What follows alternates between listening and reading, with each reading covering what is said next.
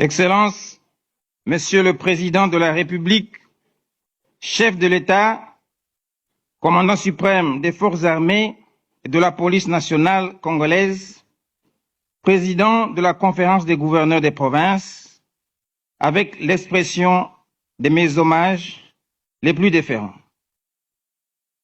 Excellence, Madame la Première ministre, chef du gouvernement et vice-présidente de la conférence des gouverneurs, avec l'expression de ma très haute considération.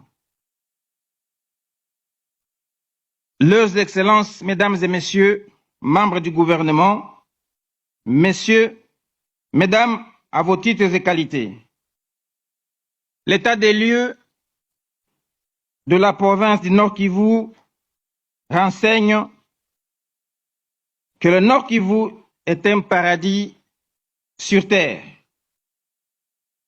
mais un paradis meurtri, où coule le sang, un paradis où les anges meurent de faim.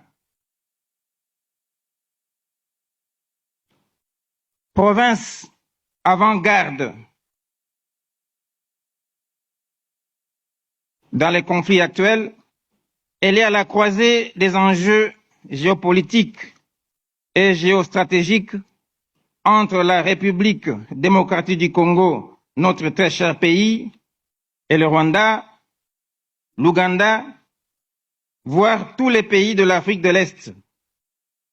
Et malheureusement, à ce titre, aux côtés de la province sœur du Sud Kivu et celle de l'Ituri, elle est l'objet des convoitises.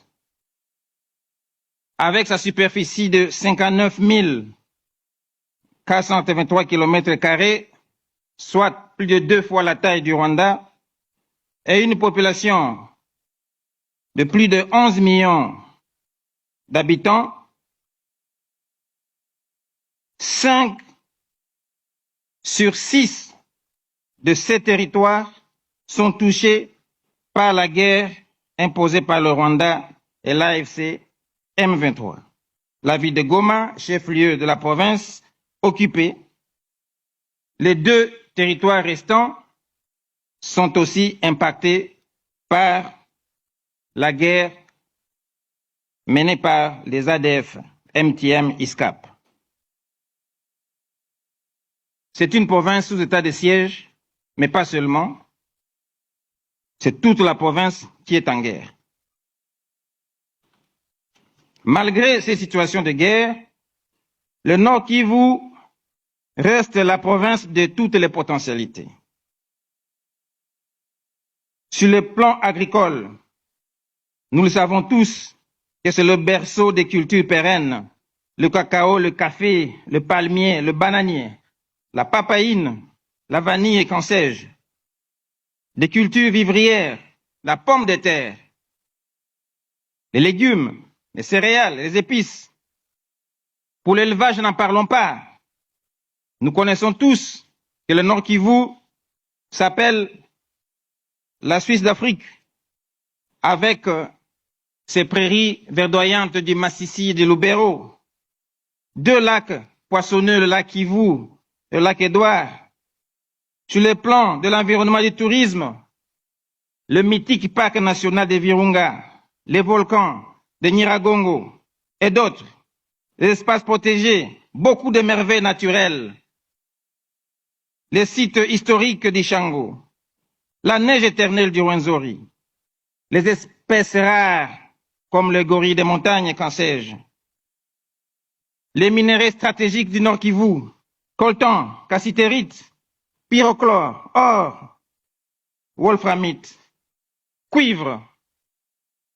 Sur le plan énergétique, nous connaissons que les barrages de Matebe, Tali et Amutwanga, Ivua et d'autres donnent du courant et fonctionnent.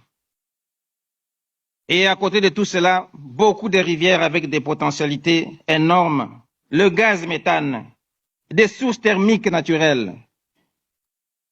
Tout cela confronté malheureusement à beaucoup de défis qui empêchent à la province de décoller. Ces défis, c'est notamment les agressions rwandaises à répétition, la persistance de l'activisme des groupes armés, surtout les très nombreux et ignobles massacres de la population civile par les terroristes ADF, MTM, ISCAP.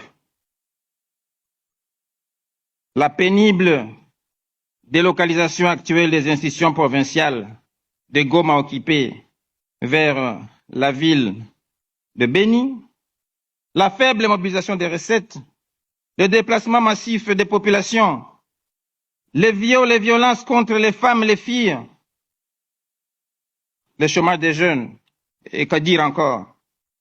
Mais nous avons, dans un esprit de résilience, réussi à survivre en nous organisant autour de 3 piliers. Le premier étant la sécurité. Et à ce titre, ce qui a pu être fait, c'est de réorganiser les troupes en vue de stopper l'avancée de l'ennemi et stabiliser le front.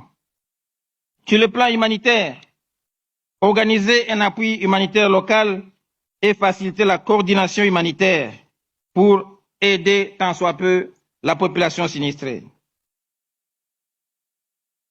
Dans cette difficulté actuelle, les seules attentes du gouvernement, disons de la province du Nord Kivu envers le gouvernement central, c'est que la poursuite de la pression politique et diplomatique puisse continuer afin de mettre fin à la guerre et neutraliser les terroristes des ADF. Je vais chuter.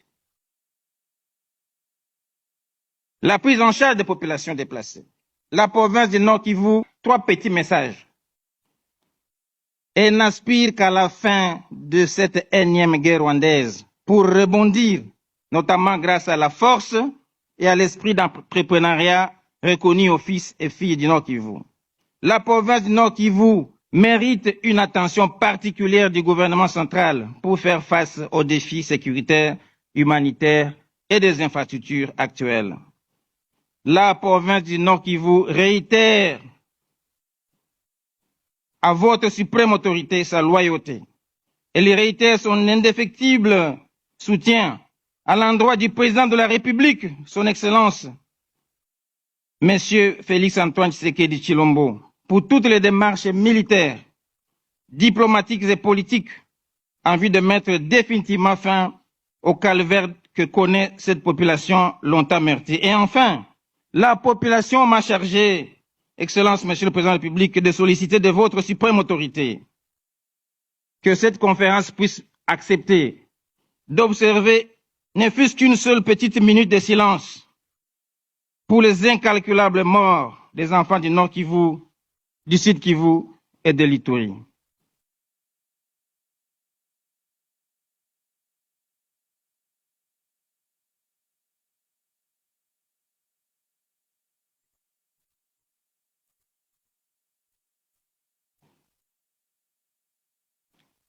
Que vive la République démocratique du Congo. Que vive le peuple du Nord Kivu. Je vous remercie.